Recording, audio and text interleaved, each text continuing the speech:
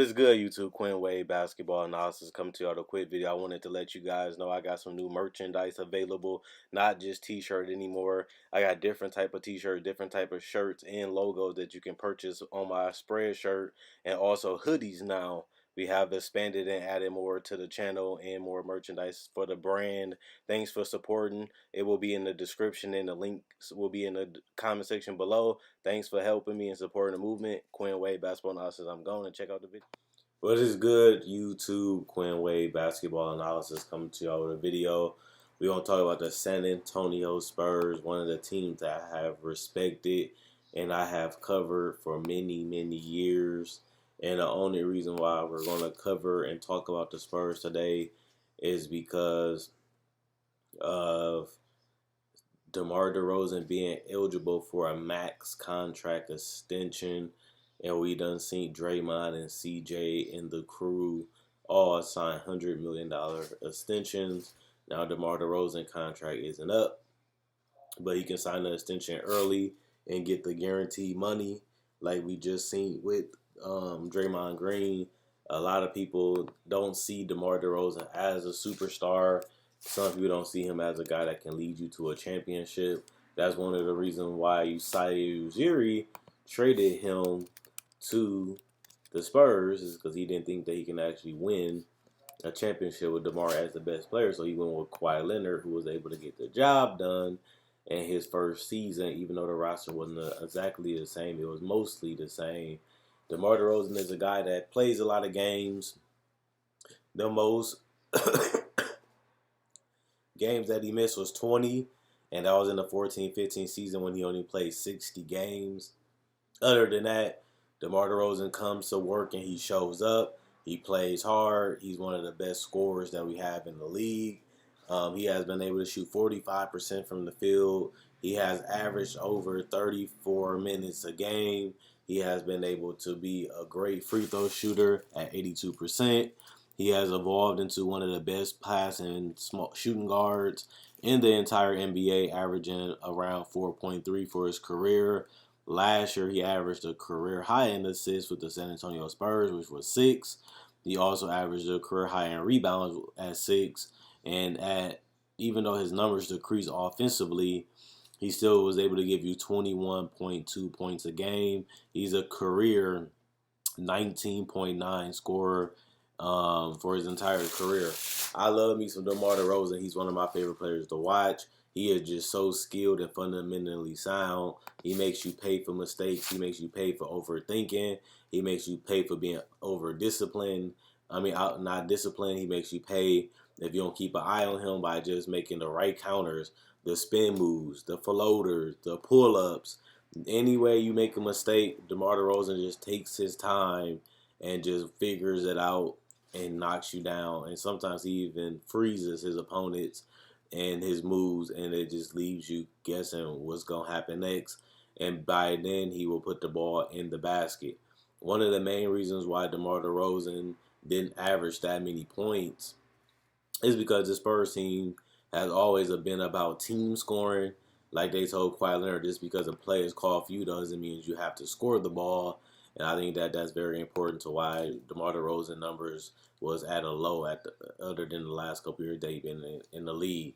One, he's playing with LaMarcus Aldridge, who was a borderline all-NBA player to me. You could have went with him or not. Obviously, you have Brent Forbes, who was an excellent pickup for them a couple years ago. He played right into what they needed him to do, which was set his feet and knock down spot-up threes. Derry White gave them a lot of difference.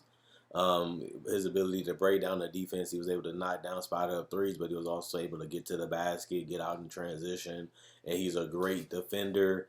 Obviously, you still do have the guys like Patty Mills.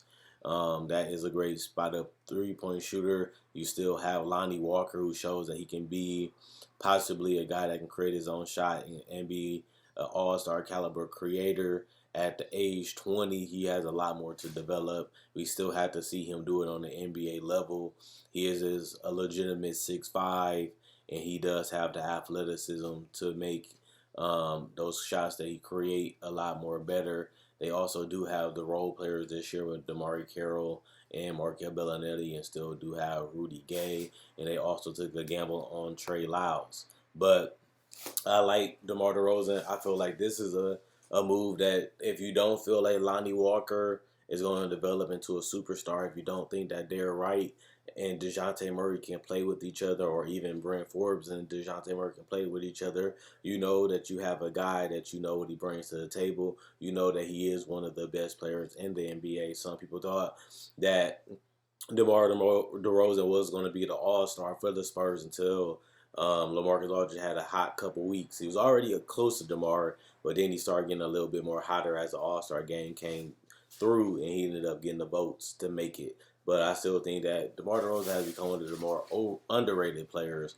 A lot of people feel the opposite, but I feel like his ability to impact the game outside of just scoring, his ability to create a shot damn near any time that he wants. His ability to have multiple ways of scoring makes him one of the tougher players to guard in the entire NBA. Plus, he has the athleticism, he has the size that he can shoot over smaller defenders and he can post up smaller defenders, but he also can go out there and score on slower defenders and get to the basket, get layups and dunks, get out in transition, and also knock down those floaters. And he has the IQ to know when to score and know when to pass. DeMar DeRozan controls his game. He's very well paced. He's very patient. He knows when to kick the ball out. He knows when to play in the pick and roll, when to dump off, when to kick out, when to score.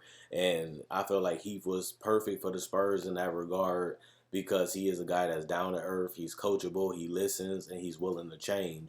We done seen DeMar DeRozan go through a lot of different transformations these last 7 years, becoming a season where he had to assist more, coming to a season where he had to be one of the more all-around players on the team like he did with the Spurs. But he also had a season where he had 27 points a game, and he was just being one of the best scorers in the entire NBA, and it helped him get an all-NBA team. So he has been Mr. Consistent. He is a guy that always bring his game to the go out there and play hard. Always bring his game to the table. Like I said, he doesn't miss that many games, so he is available and he is going to suit up. It's going to be taking hell for him not to be able to play, and that's something that you want. You want somebody that's reliable, somebody you can count on, and somebody that can go out there and bring to the table what you need to win games. And I feel like DeMar DeRozan has done that ever since his third season in the NBA, and he hasn't really looked back. One thing I will say is he need to just get a little bit more aggressive. I feel like DeMar DeRozan was playing a little bit too unselfish. I think they needed somebody that can really carry the load, and I feel like he was doing that earlier in the season.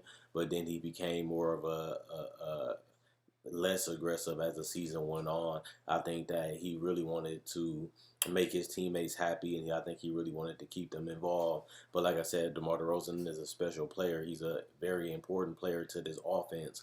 Do I think he's replaceable? I think that if you give him the max, it is going to be one of the tougher contracts to move because he isn't a top 5, top 10 player, but he is one of those top 15 to top 20. So should they give him the max? Well, is he better than Ben Simmons? Is he better than Jamal Murray? Is he better than a guy like C.J. McCollum or Draymond Green?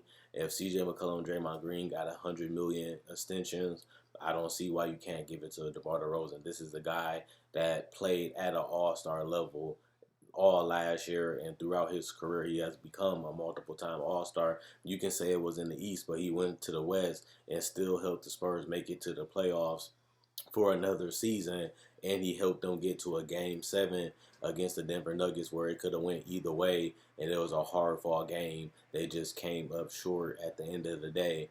But that's out of his control. He only can control and do what he can do. And his teammates, he just got to trust and believe that they make the right decisions and knock down the shots. I feel like he has been one of the smartest, more adaptable players in the entire NBA. And I got a lot of love and respect for DeMar DeRozan. I do know DeMar DeRozan. I have been a fan of his for a while. It's just that I did expect DeMar DeRozan to have a better season than what he had in San Antonio this year because of him getting traded, because they felt like he couldn't be good enough for them to win.